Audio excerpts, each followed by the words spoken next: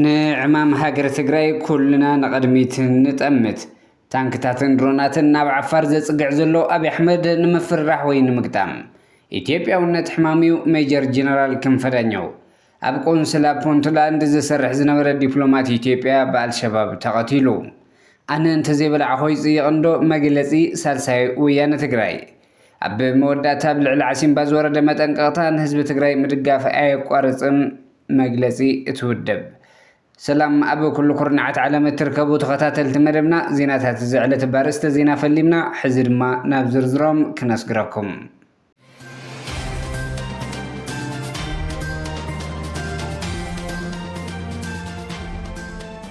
ሓደ ጽኑዕ ሰረት መለለይ ትግራዋይነት መንነት ነሰብ ወዲ ሰብ ብሰብነቱ እናኽብር ምስ ኩሉ ተኸባቢርና ክንነብር እንኽእል ዘለና ነጊፍና ንህብ እምበር ናይ ማትና ዘይነቋምትን ዘይተንከፉና ዘይንትንክፍ ነቶም ትንዕ ዝብሉና ግን ዕረ ምዃንና እዩ ኣይኮነንዶ ንህያብ ወዲ ሰብ ንሬሳ እውን እናኽብር ምዑል ስነ ምግባርን ባህልን ዘለና ህዝቢ ኢና ብሰሜንኹም ብደቡብ ዘለዉ ልሂቃን ጸላእትና ግን ካብ ኣምሳሎም ህያው ወዲ ሰብ ሓሊፎም ንሬሳ ዘጋፍዑ ድሑራት ኣህዛብ እዮም ናይ ጎረባብቶም ዝቋመቱ ጥብኑን ኣራዊት እዮም መሰረት ኣፈላላይና ኣዝዩ ወዲ ዘንዮ ነዚ እውን ወላ እኳ ክንዲ ድሌቱ ዝመረረ ኣራዊት ግፍዖም ተውረድልና እውን ክስዕርናን ከንበርክኹናን ኣይከኣልን እኳ ዳኣስ ኣብ መወዳእታ መሪር ዋጋ ከፊልና ብዕስለኦም ዝኸበርናዮም ትግራይ ከምቲ ወዲ ዳኛው ኢትዮጵያ ሕማሚ ዝበሎ ንሕና ናብቱ ንሳቶም ጥሕለምዎ ዘለዉ ዝዓከተ ድሕረትን ጥበብን ከይንወረድ ንሶም ድማ ሓራም ካብቱ ዝጸደፍዎ ከይሐሹ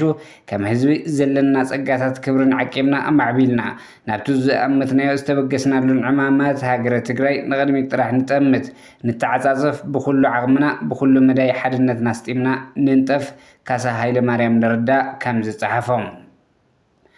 ታንክታትን ድሮናትን ናብ ዓፋር ዘጽግዕ ዘሎ አብይ አሕመድ ንምፍርራሕ ወይ ንምግጣም ሓይሊ ሰቡ ተመናሚኑ ኣብ ኩሉ ኩርናዕ ኢትዮጵያ ዝጨፍጨፍ ዘሎ ሰራዊት ዝሓዘ አብይ አሕመድ ምስ ሓንቲ ዓቕሚ ዘለዋን ዲፕሎማስያዊ ሓገዛት ብውስን መልክዑ ናይ ምርካብ ዕድል ምስ ዘለዋ ኤርትራ ክገጥም ኣይሕሰብን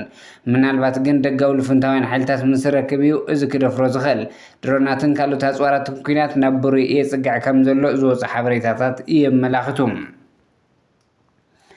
ኢትዮጵያውነት ሕማሚው ሜጀር ጀነራል ክንፈዳኛው ንኢትዮጵያ ብቴክኖሎጂ ንቕድሚት ካብ ዝሓገዙ ሰባት ሓደ እዩ ነዚ ዕለት ድማ ኣብ እሱር ክደብረ ገይርዎ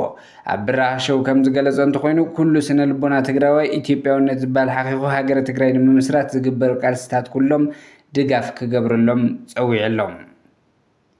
ኣብ ቆንስላ ፑንትላንድ ዝሰርሕ ዝነበረ ዲፕሎማት በአልሸባብ ተቐቲሉ ኢትዮጵያዊ ዲፕሎማት ኣብ ፑንትላንድ ዝተቐትለሉ በአልሸባብ ክብል ጠቕላላ ዓቃቢ ሕጊ ግዛት ላስ ኣውነድ ገሊጹ እቶም ዲፕሎማት ኣባል ስለያ ኢትዮጵያ ምንባሮም በአልሸባብ ስለ ዝተነቕሐሎም እዮም ተዓፊኖም ተወሲዶም ድሓር ተቐቲሎም ዝተረኽቡ ዝብሉ ምንጭታት ኣለዉ ኣነ እንተዘይበልዓኹ ኣይጽይቕንዶ መግለፂ ሳልሳይ ወያነ ትግራይ ስምምዕ ፕሪቶርያ ዓንቀጽ 10 ምጥያሽ ግዜያዊ ምምሕዳር ዝምልከት ንኹሉ ዝሓቆፍ ኮይኑ ብዘተ ክጣየሽ ዝድንግግ ይብል እቲ ዝተጣየሸ ዘሎ ግዜያዊ ምምሕዳር ዝወደቦ ካቢነ ብሓደ ሓይሊ ፖለቲካ ጥራሕ ክባሓት ዝተገበረ ብምዃኑ ሙሉእ ንሙሉእ ተቐባልነት የብሉን ይብል ብፕረዚደንት ታደሰ ወረደ ተጣይሹ ዘሎ ካቢነ ብምክትል ፕረዚደንት ይምራሕ ዝነበረ ሴክተር ዲሞክራታይዜሽን መረፃ ኣፍሪስዎ እዚ ስጉም ተቐጻሊ መረፃ ዲሞክራስን ኣብ ትግራይ ቦታ ከም ዘይብሉ ዘመላኽት እዩ ክብል ይገልጽ በቲ ሓድሽ ኣወዳድባ ኩሎም ቢሮታት ናብ ሓደ ፕረዚደንት ጥራሕ ጸብጻብ ክገብሩ ምግባር ናይቲ ፕረዚደንት ስልጣን ዘስፍዕን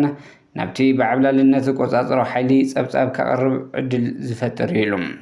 ሃፍቲ ህዝቢ ትግራይ ዝቆጻጸራ እየን ዝበሃላ ቢሮታት በቲ ጉባኤ ኣካየደ እየ ዝብል ሕወሓት ክብሓት ምግባሩ ሃፍቲ ህዝቢ ትግራይ ሙሉእ ንሙሉእ ኣብ ቁፅፅር ሓደ ሓይሊ ክውዕልን ክጉሕጉሐን ተደልዩ ማለት እዩ ይብል እቲ ተጣይሹ ዘሎ ሓድሽ ካቢነ ቀጻሊ መረፃ ንኩሎም ብማዕረ ዝሳተፍ ፍትሓዊ መረፃ ከካይድ ዝኽእል ዓቕምን ድሌትን የብሉን ይብል ኩሎም ኣካላት ዘለዎም መማረፂ ሓሳባት ዝተኣናገድሉ ኣብ መፍትሕታት ዝመያየጥ ብሄራዊ ጉባኤ ክጽዋዕ ኣለዎ ድማ ይብል ኣነ ዘየለኹላ ስልጣን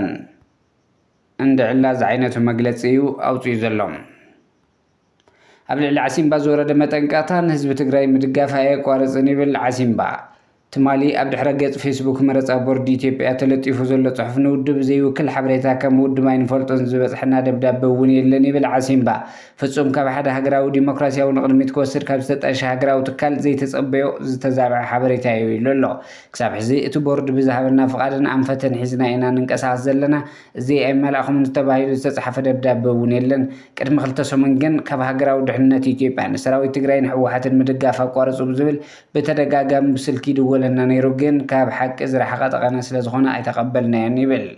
معناته لما نحنا أن كيدو قالسين استوسنا وجلو ويسباتنا محقوس زيكونا كأن تخرتنا هلونا نحن نتربحنا حزب تجري بمقارنة نقالسي للو عسيم با توانا حزب تجري كنا حلفون دل ملأخت لما أتي قبل عليه حزبنا يكون قبل على تنكري لو نزك على سود بيخونوا الكسب تجري زغط زلو متقعتجن حزون أكل بسلات ناس جبر زلو سلاح توس أنت تمخنو أمين نبعته كنك على سيجبايلهم باركس خبرات تختاتل تمربنا زينات تزعلتها بزي كم بيتنا سسنا ينعخم سلام نعخ تقرأي